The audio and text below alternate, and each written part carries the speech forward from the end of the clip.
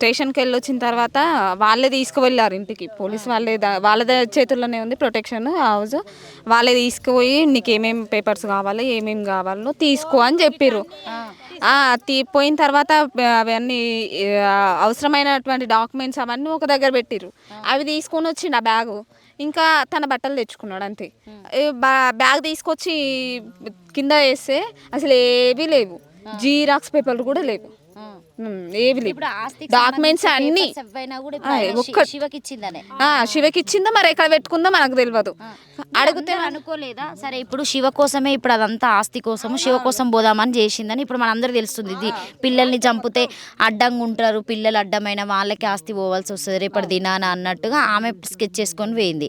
So ఈ get టుగెదర్కి పోయేటప్పుడైనా ఎప్పుడైనా మీతో చెప్పడము గిట్లా నాకు ఫ్రెండ్స్ ఉన్నారు ఎప్పుడంటే తెలియదంట, తమ్మునికే తెలియదంట, మాకేం తెలుసు, మాకు మొత్తమే తెలియదు. మాకు అది అనేది అర్థం తెలియదు.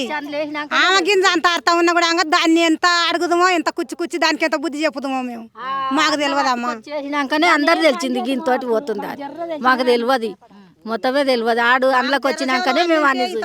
ఇప్పుడు అదే చిన్నయ్య కూడా చెప్తుండు అకౌంట్లో కూడా, అంటే నేను అకౌంట్లో ఆమెకు డబ్బులు వేసేదాన్ని, నాకు వచ్చిన డబ్బులు మొత్తం ఆమెకే ఇచ్చేది, 2 లక్షల దాకా ఉండే అని చెప్పేసి అన్నాడు. ఇప్పుడు ఆ డబ్బులు కూడా ఆమెనే తీసుకెళ్ళి ఇంట్లో ఉన్న 2 లక్షలు కూడా తీసుకుపోయింది. ఇంట్లో కూడా 2 లక్షలు పెట్టిండు. ఇక వచ్చిన అమౌంట్ డైరెక్ట్ ఆమెకే పడతాయి అంట. ఈయన అకౌంట్లోకి పడవంట, డైరెక్ట్ ఆమె అకౌంట్లోకే పడతాయి ప్రతిదీ. బాగా నమ్మించింది. నా భార్య ఒక దాంట్లో కాదు, ప్రతి ఒక్క దాంట్లో భూమిలో నమ్మించింది, ప్లాట్లో నమ్మించింది, సంసారంలో నమ్మించింది. ఏహే అయితే నా పేర్లమే కదా ఉండని. ఫ్లాట్ వాళ్ళ నాయన పేరు వేసిందంట, హైదరాబాద్లో చెప్పాను.